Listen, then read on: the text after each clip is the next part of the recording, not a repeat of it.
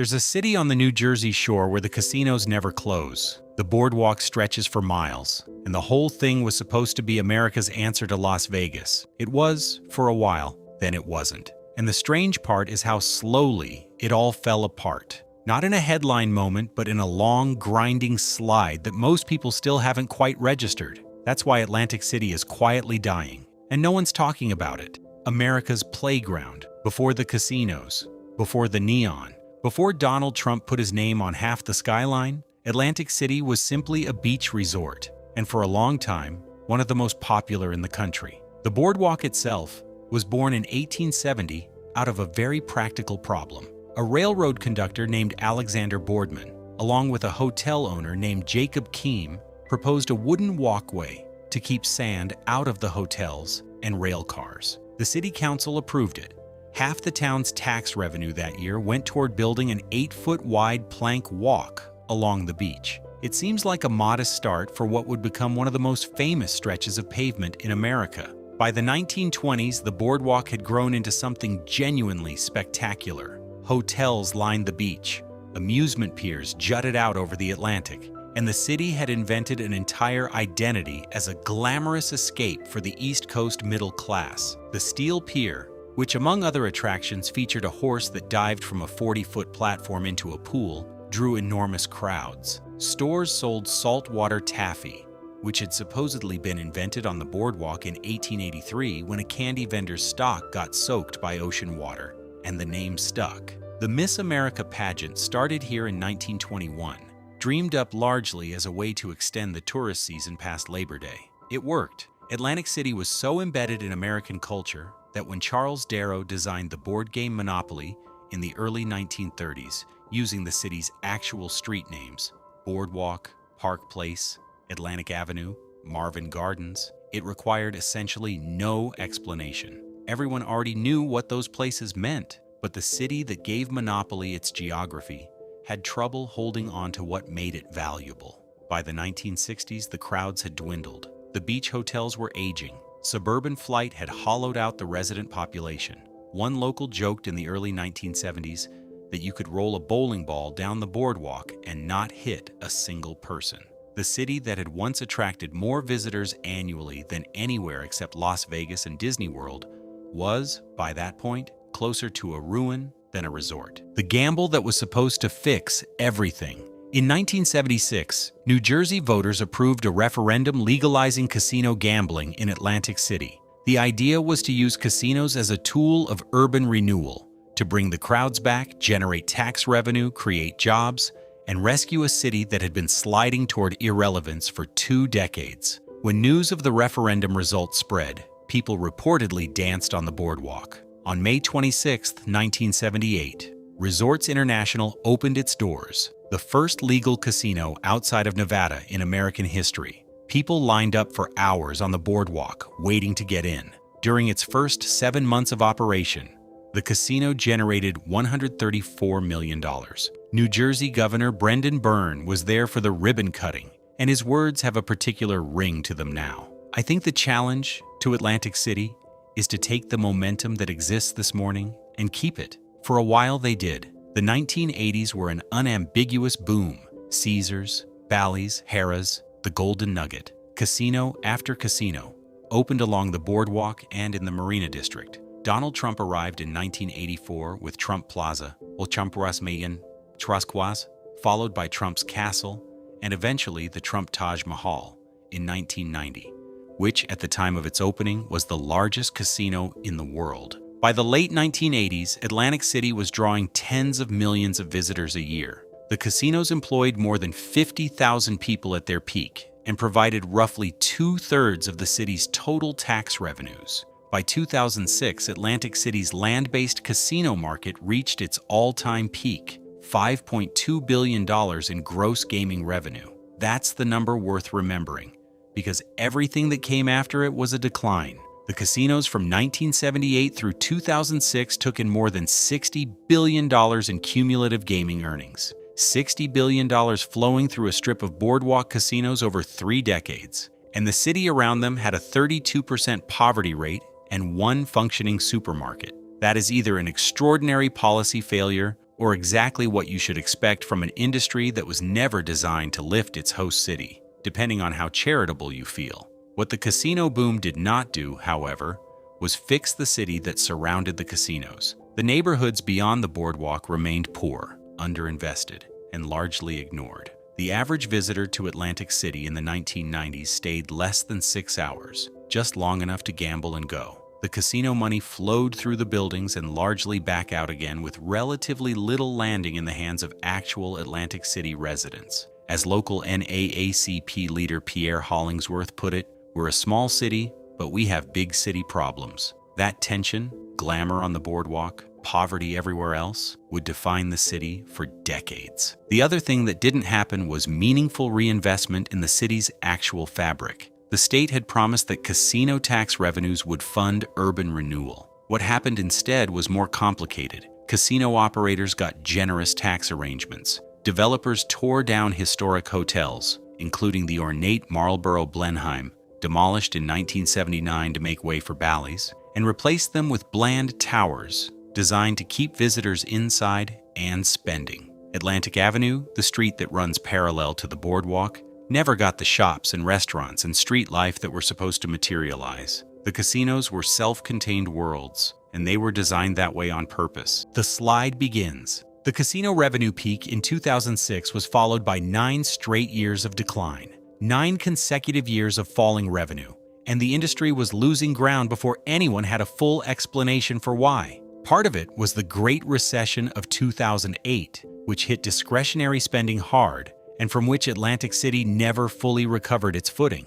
But the deeper problem was geography, or more specifically, what was happening just across the border. Pennsylvania legalized slot machines in 2004. By 2006, the first Pennsylvania casinos were open. By 2011, Pennsylvania had passed New Jersey to become the second highest grossing gaming state in the country, behind only Nevada. Resorts World Casino opened in Queens, New York in 2011. Delaware and Maryland had expanded their gambling operations. The entire logic of Atlantic City, that if you wanted a serious casino experience on the East Coast, you had very few choices, had quietly evaporated. Customers who once drove 2 or 3 hours for a weekend in Atlantic City could now stay much closer to home. They didn't need to make a whole trip of it anymore. They could lose their money locally, which, it turns out, was what a lot of them preferred. By 2014, the revenue decline had turned into something worse. 4 casinos closed in a single year. The Atlantic Club shuttered in January. The Showboat, which was actually profitable under its owner, Caesars, but was deliberately closed to consolidate the company's Atlantic City portfolio, closed in August. The Revel, a $2.4 billion resort that had opened just 2 years earlier and seemed to embody the city's aspirations for reinvention, closed in September after filing for bankruptcy twice. And Trump Plaza, which had been open since 1984, closed in September as well. Then, in October 2016, the Trump Taj Mahal, once called the 8th wonder of the world, closed after a prolonged labor dispute. 5 casinos gone between 2014 and 2016. Nearly 8,000 jobs lost in 2014 alone. Tony Marino, a former Atlantic City Expressway executive who now writes a newsletter tracking the city's gaming trends, summed it up without embellishment. When 5 casinos closed between 2014 and late 2016, it was a warning that casino gaming revenues may impress, but it's profits that keep the lights on. The Revel story deserves a moment of its own because it's such a perfect encapsulation of everything that went wrong. The project cost $2.4 billion and took years to build, delayed repeatedly by financing problems during the recession. Governor Chris Christie helped negotiate $261 million in state tax credits to get it across the finish line. When it finally opened in April 2012, it was supposed to represent Atlantic City's future, a sleek, non-smoking luxury resort that would attract a younger, wealthier clientele by emphasizing dining and nightlife over slot machines. It had no players card program, it offered no comps. It was essentially betting that it could survive on premium pricing alone, in a market where the other casinos had been competing aggressively on price and loyalty rewards for decades. It couldn't. Revel filed for bankruptcy in March 2013, 10 months after opening. It restructured, reopened, filed for bankruptcy again in June 2014, and finally closed in September of that year. A property that had cost $2.4 billion to build was eventually purchased out of bankruptcy for $82 million. It later reopened as Ocean Casino Resort under new ownership, which is now one of the better performing properties in the city. A reminder that the building was never the problem. The buildings didn't disappear.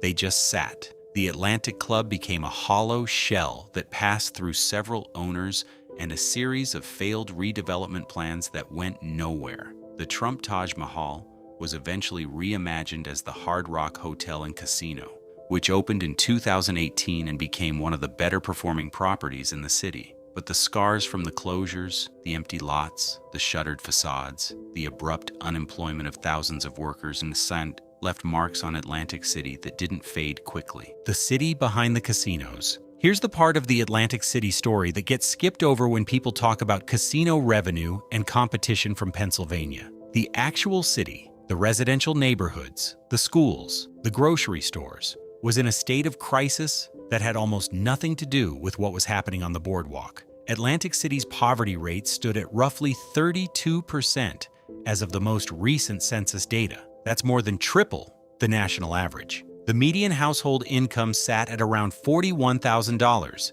in a state where the median is closer to $90,000. Over the last 20 years, housing costs in Atlantic City increased, while income declined by 26% when adjusted for inflation. Nearly all of the city's critical assets, schools, fire stations, evacuation shelters, sit in a 100-year floodplain. And then there is the food desert problem, which is about as basic as a Civic failure gets. In 2022, the New Jersey Economic Development Authority ranked Atlantic City second on its list of the state's food desert communities, behind only Camden. As of 2024, there was exactly one functioning supermarket in Atlantic City, a Save-A-Lot in Renaissance Plaza, in an area known for its significant homeless population and drug use. The nearest full-service supermarket was in neighboring Ventnor City, 3 miles away. In a city where 87% of residents don't own a car and unemployment runs roughly 50% above the statewide average, 3 miles is not a short trip. Efforts to build a ShopRite in Atlantic City dragged on for years through a series of negotiations, failed bids, and expired contracts. A contract with Village Supermarket expired without breaking ground. 2 competing proposals, one from Village Supermarket and one from a Chinese conglomerate, were being reviewed as late as July 2023. By October 2025, the city announced a $20 million deal to expand the existing Save-A-Lot using funds from the Casino Reinvestment Development Authority, essentially conceding that the ShopRite plan had collapsed after years of trying. A casino city that can't get a supermarket built is a city with a governance problem layered on top of its economic one. The Casino Reinvestment Development Authority, which was created specifically to channel casino revenue back into Atlantic City's infrastructure and community, has been criticized over the years for funding projects that benefited the tourism corridor, while the residential neighborhoods remained underserved. The authority has funded convention center expansions, boardwalk improvements, and marketing campaigns. Getting a functional, full-service grocery store into a food desert took decades and still hasn't fully happened. The boardwalk could be busy on a summer weekend, and the casino floors could be full, and just blocks away there were residents who struggled to buy groceries. That disconnect was not new. It had been baked into the Atlantic City model from the very beginning. The casinos were never designed to lift the surrounding community. They were designed to extract money from visitors and keep it inside the buildings. Superstorm Sandy and the structural vulnerability. Atlantic City sits on a barrier island, Absecon Island, on the New Jersey shore. It's a beautiful location for a beach resort, and a genuinely precarious one for a city that depends on year-round economic activity. In October 2012, Superstorm Sandy made landfall near Atlantic City with a storm surge that flooded streets, destroyed a 2,000-foot section of the Uptown Boardwalk, and knocked out power across the region. The storm disrupted the fall casino season at exactly the moment the industry could least afford it. Casinos closed for days, visitors canceled. The city's image as a destination took another blow. Sandy was not a killing blow to Atlantic City's economy. The casinos reopened and the boardwalk was repaired, but it was a vivid reminder of the city's physical vulnerability, and it exposed just how thin the margin for error had become. The city's entire tourism infrastructure, its revenue base, and most of its lowest-income residents were all concentrated on a stretch of coast that the Atlantic Ocean periodically reminded it could take back. Climate projections since Sandy have not been reassuring. The same conditions that made Sandy so damaging, warmer Atlantic waters feeding more intense storm systems, are expected to become more common. The city's own planning documents acknowledge that almost everything of value in Atlantic City sits in a flood zone. The question of what to do about that doesn't have a comfortable answer. Since Sandy, the city has taken some steps toward resilience, elevating infrastructure, improving flood barriers, updating building codes. But large-scale adaptation is expensive and politically complicated, particularly in a city that is already running on thin fiscal margins. Atlantic County was the #1 foreclosure housing market in the United States for 2 or 3 years, following the 2014 casino closures. The tax base was already squeezed before you factor in the cost of making a coastal city meaningfully more resilient to increasingly severe storms. Property insurance in coastal New Jersey has become significantly more expensive as national insurers have pulled back from high-risk markets. For hotel and casino operators already watching their margins, rising insurance costs are another line item working against the economics of staying in Atlantic City. For the residential community, many of whom are renters with low incomes,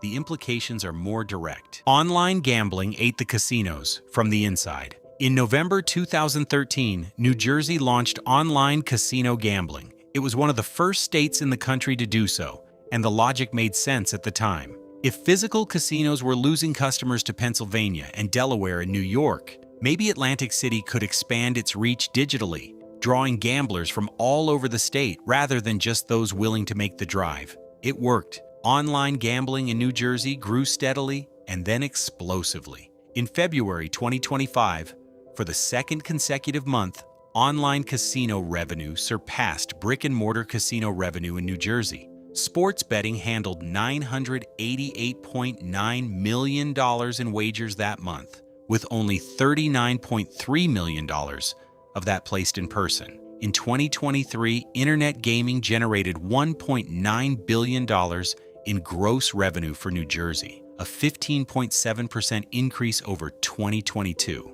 The problem, from Atlantic City's perspective, is that those wins are wins for the casino operators' bottom lines, not for Atlantic City, the place. When someone gambles on their phone from their couch in Bergen County, no hotel room is booked in Atlantic City. No dinner is eaten on the boardwalk. No parking ticket is paid. No hotel housekeeper, restaurant server, or valet parking attendant gets a shift. The money flows to the casino companies, many of which are headquartered elsewhere, and Atlantic City gets its licensing fees, and not much else. The shift toward digital gambling is not a temporary blip. It is a structural change in how people gamble, and Atlantic City's entire identity is built around a physical experience that a growing percentage of its core customers are choosing to skip. There is also the question of what online gambling does to the visitor who might have shown up anyway. If someone can place sports bets and play blackjack from their couch all week, the urgency of making the trip to Atlantic City and spending money on a hotel room, parking, food, and entertainment diminishes. The casino visit becomes a special occasion rather than a default, and the casinos, recognizing this, have responded by cutting costs and leaning into the digital revenue, which is rational from a business perspective but does nothing for the city itself. New York is coming. If the competition from Pennsylvania in the mid-2000s was the blow that cracked the foundation, what is now developing in New York City has the potential to be far more serious. For years, New York State had been working toward awarding 3 full casino licenses in the New York City metropolitan area. In December 2025, the New York State Gaming Commission formally approved those licenses, going to Resorts World New York City in Queens, Hard Rock Metropolitan Park, also in Queens, near Citi Field, and Bally's Bronx in the Bronx. The announcement was a moment that Atlantic City had been dreading. Industry experts projected Atlantic City could lose between 20% and 30% of its casino revenue to New York competition. New York is one of Atlantic City's primary feeder markets. When the casinos open and New Yorkers no longer have to take the 2-hour drive down the Garden State Parkway to gamble at full-service tables, some portion of them simply won't make the trip. Jim Allen, the chairman of Hard Rock International, had been warning Atlantic City about this for years. At the East Coast Gaming Congress in 2025, he stood at a podium and said, with the bluntness of someone who had given this speech before, "I was here last year and I said New York is coming." Atlantic County became the #1 foreclosure housing market in the United States for 2 or 3 years, a reference to what happened the last time a major competitor arrived next door. We cannot allow that to recur. Atlantic City Mayor Marty Small Jr. acknowledged the threat plainly, telling the same conference, "We know New York is serious. We don't know when they are coming. We need to get our house in order." Whether the house can be gotten in order, and what that would even look like, is a question that doesn't have an obvious answer. Hard Rock announced a $70 million renovation project. Ocean Casino Resort announced a $50 million renovation of rooms and expansion of dining. The city reported that crime was down 11% in early 2025. These are not nothing. They are also, measured against the scale of what's coming, modest. David Schwartz, a gambling historian at the University of Nevada, Las Vegas, offered what might be the most honest assessment. It's hard to see how this could help Atlantic City. The market is still building itself back up and seems to have been dealing with existential crises for the past 20 years. What's left of the dream? The numbers in 2024 and into 2025 were not all bad. Every one of Atlantic City's 9 remaining casinos reported a gross operating profit through 3 quarters of 2024, the first time that had happened since before the COVID pandemic. Total gaming revenue, when you fold in online gambling and sports betting, actually exceeded Atlantic City's previous 2006 peak for the first time in 2023. The financial engineering was working, even if the physical city was struggling. But the gap between the casino industry's numbers and the experience of actually visiting Atlantic City has never been wider. The boardwalk that once drew tens of millions of visitors faces persistent problems with homelessness, panhandling, and a general atmosphere that longtime visitors describe as unwelcoming. Visitors who return after years away tend to notice it immediately. One visitor, writing online about a recent trip, put it simply, "The boardwalk was absolutely horrible. The amount of homeless people under the boardwalk and the beggars asking for money is crazy. The boardwalk is no longer fun to walk because you're constantly being harassed for money." That's not a new complaint. It's a complaint that has accumulated for years without being meaningfully addressed, and it functions as its own kind of slow-motion deterrent to the casual visitor, the person who might stop by for a weekend, not to gamble seriously, but to walk the beach, eat some seafood, and take in whatever it is that makes Atlantic City Atlantic City. That visitor, confronted with the current boardwalk, often decides not to come back. The deeper problem is that Atlantic City never fully diversified beyond gambling. Las Vegas, for all its own complicated history, built an identity around shows, restaurants, shopping, architecture, and spectacle that exists independently of whether you ever sit at a blackjack table. Atlantic City built its identity around the casinos, and when the casinos started losing their edge, there wasn't a fully formed alternative waiting underneath. The boardwalk, the beach, the saltwater taffy, the history, it's all still there. The question is whether any of it is enough, in the absence of casino exclusivity, to make people choose Atlantic City over the 10 other places competing for the same weekend. Some people in and around the city have argued for repositioning Atlantic City as a destination for music, food, and beach culture, leaning into events like the North to Shore Festival, which launched in June 2023 as a sprawling music and arts event spread across Atlantic City, Asbury Park, and Newark. The adjacent music festival in May 2023 brought acts like Paramore and Blink-182 to the Atlantic City beach,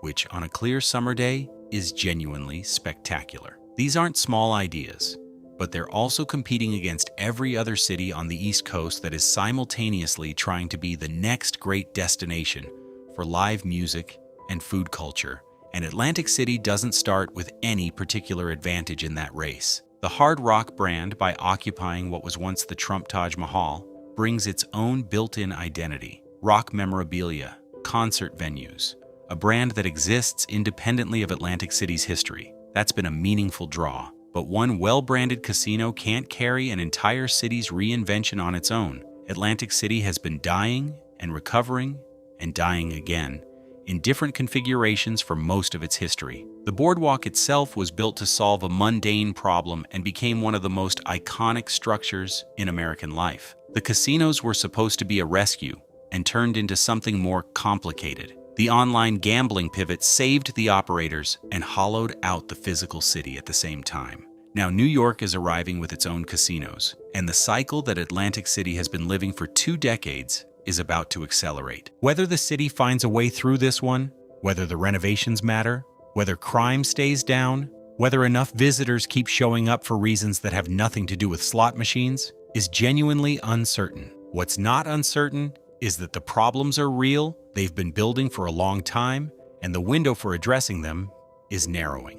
One thing that sometimes gets lost in all of this is that Atlantic City's current population, roughly 38,000 people who live there year-round, not just the ones who pass through, has watched this slow deterioration up close for a generation. They watched the casino workers get laid off in 2014. They watched the empty towers sit. They've watched every new plan for a supermarket fall apart. They've watched the property values slide and the services thin out and the storm damage come and go. Whatever happens with the New York City casinos, whatever the boardwalk looks like a decade from now, those residents are living with the consequences of decisions made by politicians, developers, and casino executives who mostly don't live there. The boardwalk is still there. The ocean is still there. The history is still there. Whether that's enough, or whether it's even the right question, is something Atlantic City is going to be answering for years. If this video gave you something to think about, hit the like button and subscribe. We cover the places and stories that shaped America and the ones still trying to figure out what comes next.